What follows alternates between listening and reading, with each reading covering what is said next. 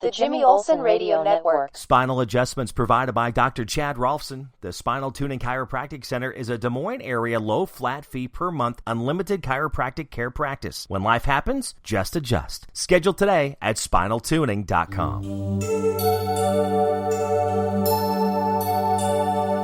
It's Bible story time. Balak and Balaam. Numbers 22:1 through 24:25. The Israelites moved on and set up camp in the plains of Moab east of the Jordan and opposite of Jericho. When the king of Moab, Balak's son Zippor, heard what the Israelites had done to the Amorites and how many Israelites there were, he and all his people became terrified. The Moabites said to the leaders of the Midianites, "This horde will soon destroy everything around us like a bull eating the grass in a pasture." So King Balak sent messengers to summon Balaam, son of Beor, who was at Pethor near the Euphrates River in the land of Ammon. They brought him this message from Balak. "I want you to know that a whole nation has come from Egypt. Its people are spreading out everywhere and threatening to take over our land. They outnumber us, so please come and put a curse on them for me. Then perhaps we will be able to defeat them and drive them out of the land. I know that when you pronounce a blessing, people are blessed, and when you pronounce a curse, they are placed under a curse."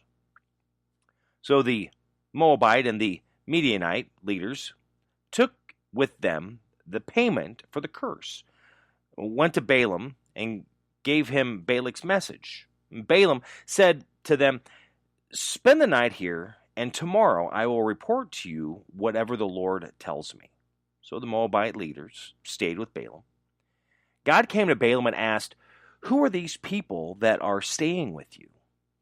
He answered, "King Balak of Moab has sent them to tell me that a people have come from Egypt. They have spread out over the whole land, and he wants me to curse them for him so that he can fight them and drive them out." God said to Balaam, "Do not go with them, and do not put a curse on the people of Israel, because they have my blessing." The next morning, Balaam went to Balak's messengers and said, "Go back home. The Lord has refused to let me go with you." So they returned to Balak and told him that Balaam had refused to come with them.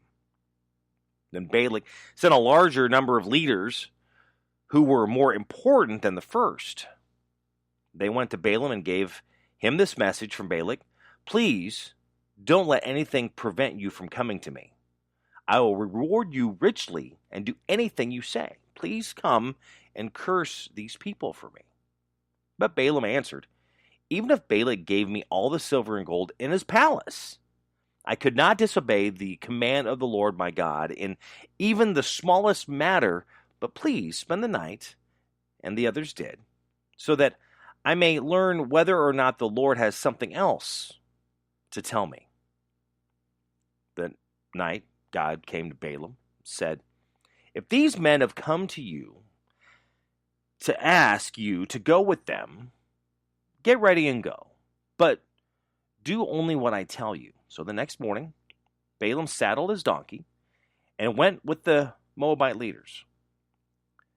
God was angry that Balaam was going, and as Balaam was riding along on his donkey, accompanied by two servants, the angel of the Lord stood in the road to bar his way.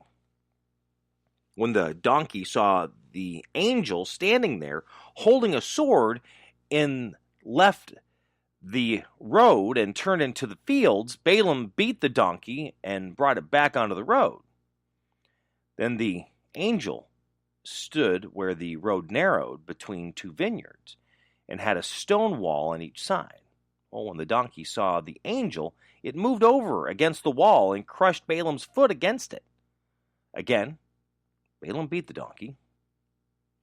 Once more, the angel moved ahead. He stood in a narrow place where there was no room at all to pass on either side. This time, when the donkey saw the angel, it lay down. Balaam lost his temper and began to beat the donkey with a stick. Then the Lord gave the donkey the power of speech and said to Balaam, "What have I done to you? Why have you beaten me these 3 times?" Balaam answered, "Because you made a fool of me. If I had a sword, I would kill you." Well, the donkey replied, "Am I not the same donkey on which you have ridden all your life? Have I ever treated you like this before?" "No," he answered. Then the Lord let Balaam see the angel standing there with his sword, and Balaam threw himself face down on the ground. The angel demanded, "Why have you beaten your donkey 3 times like this? I have come to bar your way, because you should not be making this journey. But the donkey saw me and turned aside 3 times.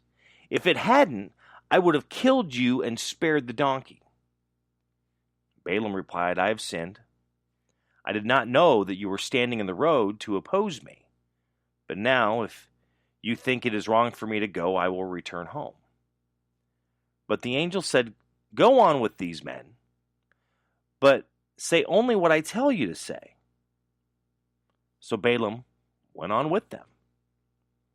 When Balak heard that Balaam was coming, he went to meet him at Ar, a city on the Arnon River, at the border of Moab. Balak said to him, "Why didn't you come when I sent for you the first time? Did you think I was not able to reward you enough?" Balaam answered, "I came, didn't I? But now, what power do I have? I can say only what God tells me to say." So Balaam went with Balak to the town of Azoth, where Balak slaughtered cattle and sheep and gave some of the meat to Balaam and the leaders who were with him. The next morning, Balak took Balaam up to Bamoth Baal, from where Balaam could see part of the people of Israel. He said to Balak, "Build 7 altars here for me, and bring me 7 bulls and 7 rams." Balak did as he was told, and he and Balaam offered a bull and a ram on each altar. Then Balaam said to Balak, "Stand here by your burnt offering, while I go to see whether or not the Lord will meet me. I will tell you whatever he reveals to me." So he went alone to the top of the hill, and God met him. Balaam said to him, "I have built the 7 altars and offered a bull and a ram on each."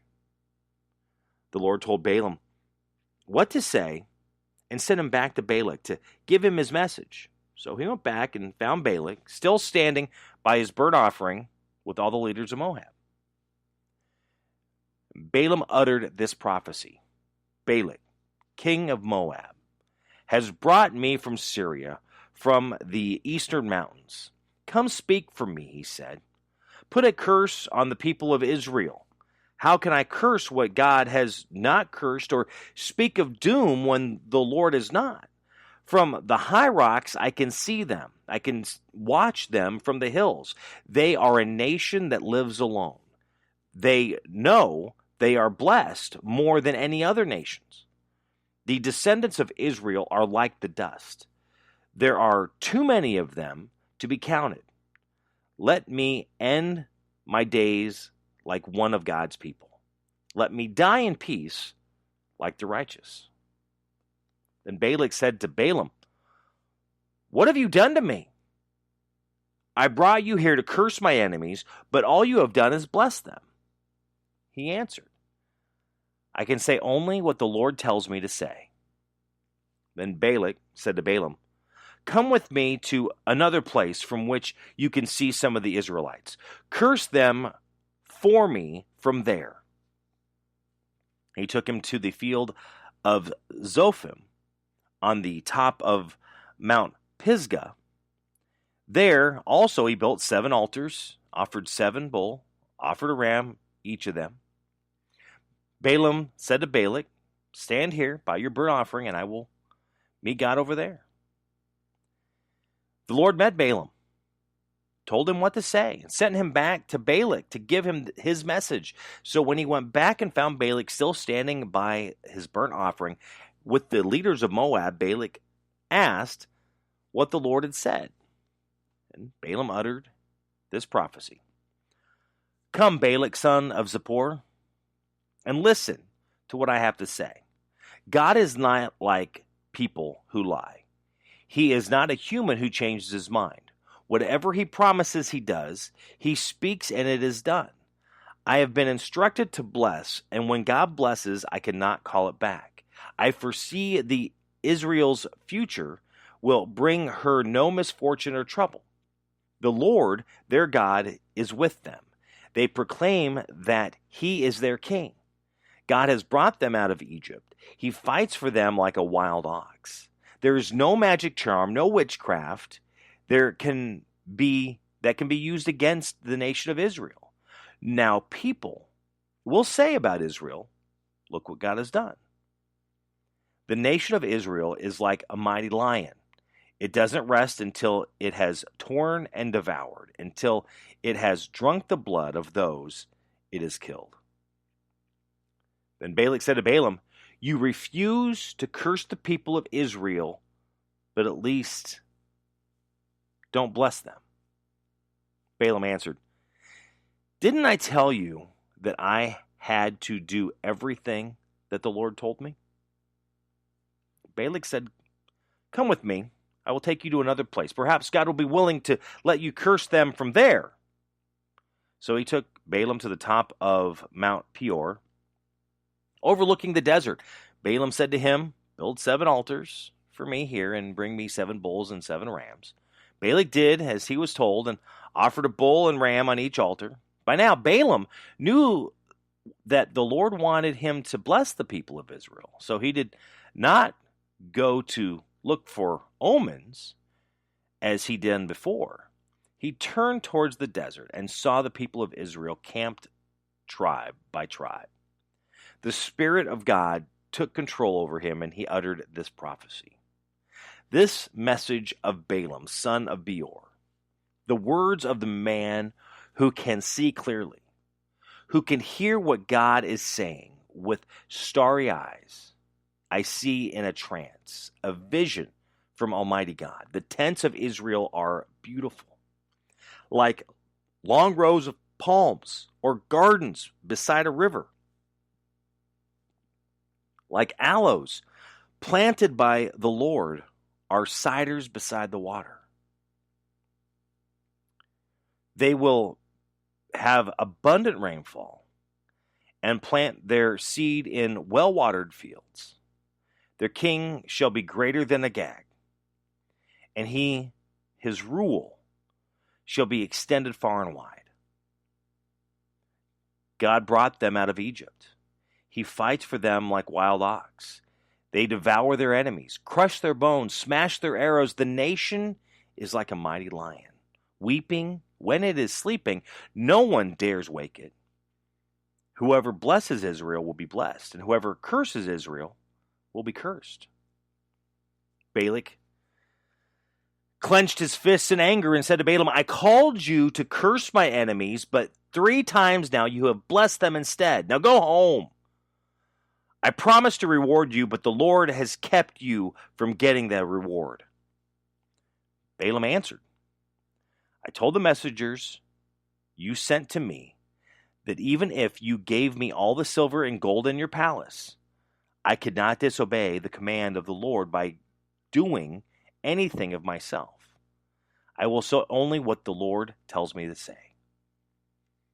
Balaam said to Balak, now I am going back to my own people, but before I go, I am warning you what the people of Israel will do to your people in the future. Then he uttered this prophecy. The message of Balaam, son of Beor. The words of the man who can see clearly, who can hear what God is saying and receive the knowledge that comes from the Most High. With starry eyes, I see a trance, a vision from Almighty God. I look into the future, and I see the nation of Israel, a king like a bright star, will arise in that nation. Like a comet, he will come from Israel. He will strike the leaders of Moab and beat down all the people of Seth. He will conquer his enemies in Edom and make their land his property. While Israel continues victorious, the nation of Israel will trample them down and wipe out the last survivors. Then, in his vision, Balaam saw the Amalekites and uttered this prophecy. Amalek was the most powerful nation of all, but at the end, it will perish forever. In his vision, he saw the Kenites and uttered this prophecy. The place where you live is secure, safe as a nest set high on a cliff. But you Kenites will be destroyed when Assyria takes you captive. And Balaam uttered this prophecy. Who are these people gathering in the north? Invaders will sail from Cyprus. They will conquer Assyria and Eber, but they in turn will perish forever. Then Balaam got ready and went back home, and Balak went on his way. Balak and Balaam, Numbers 22:1 to 24:25. Thank you for listening to Bible Storytime. If you enjoyed this story, share it on your social media. You can follow me on social media, both Facebook and Twitter at My Buddy Jimmy, and YouTube at My Buddy Jimmy 101. The Jimmy Olsen Radio Network.